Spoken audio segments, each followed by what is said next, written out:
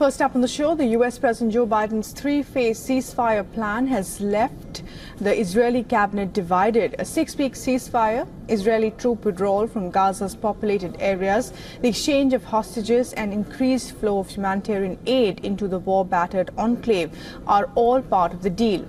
The US says it has every expectation that if Hamas agrees to the proposal as was transmitted to them through Qatar, then Israel might say yes. As the negotiations are underway, let's take a look at Biden's ceasefire plan and the challenges that stand in the way of a truce in Gaza. Let's take a look at the new three-phase ceasefire plan that was released by the White House that the US President Biden wants both Israel and Hamas to accept. Biden's three-part proposal, it begins in phases, as I mentioned. The first phase involves 6-week ceasefire that includes Israeli troop withdrawal from the populated areas of Gaza. It also includes the exchange of Israeli hostages for Palestinian prisoners. The hostages include women, the elderly, the wounded, and several US citizens.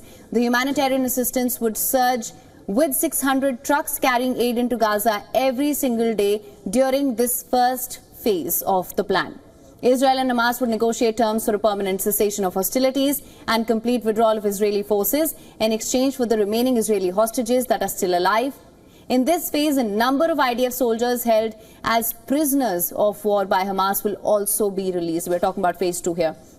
If Hamas honors all of the conditions of the deal, Israel will then agree to cessation of all hostilities permanently. And then we come to the final phase, which is, of course, conditional. As I mentioned earlier, major reconstruction efforts will be carried out in the Gaza Strip with the help of the international support. This would include homes, schools, hospitals, and that have been destroyed, of course, in the enclave.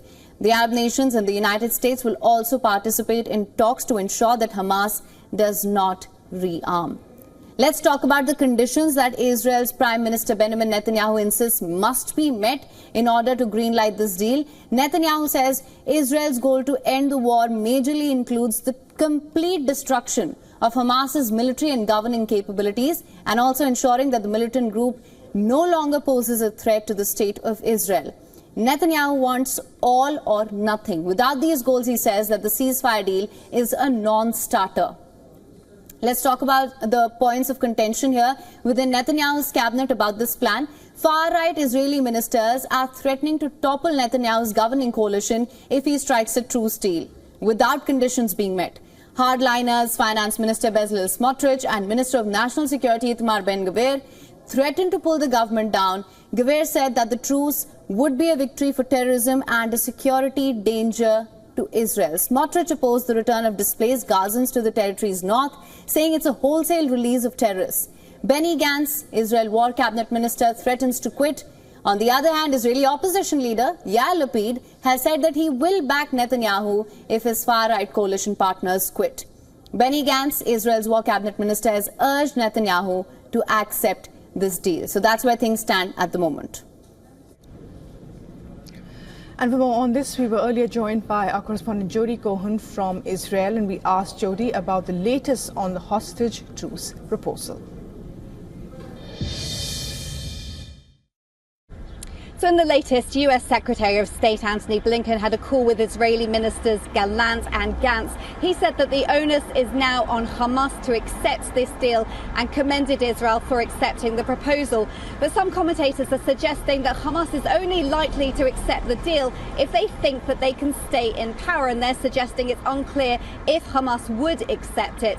Now, Israeli Prime Minister Netanyahu has said that Gaza must no longer pose a threat to Israel before a full ceasefire takes place. Now, President Biden in his statement suggested that if a deal is agreed and Hamas doesn't fulfill its commitments under the deal, that Israel could resume its military operations. But some commentators are suggesting that this means that Hamas could still have the potential to target Israel under the deal's terms. They're also suggesting that Biden's goal might be for at least the first part of this deal to be implemented to get as many of the 125 hostages out of Gaza as possible, including the American hostages.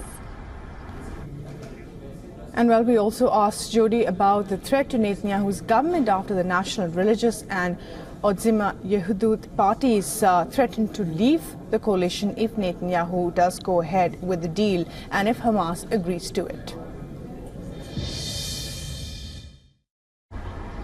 So the ultra-nationalist parties could leave the government over this, and that's because they believe that this deal puts Israel at risk.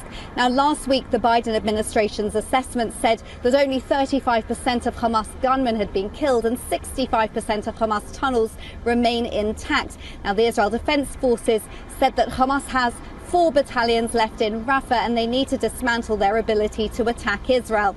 It's not clear from Biden's statement how Hamas would be dismantled under this proposal. Some commentators are suggesting that the deal would also mean the release from prison of some very dangerous and senior Hamas terror chiefs. But without the ultra-nationalists in the coalition, Netanyahu's coalition is not likely to survive long. But President Biden suggested that the deal could lead to calm on Israel's northern border, where Hezbollah have been firing daily rockets at Israel, potential normalization with Saudi Arabia, and a regional security network to counter the threat from Iran. But first of all, we need to wait for Hamas's response before we see how Prime Minister Netanyahu will then respond.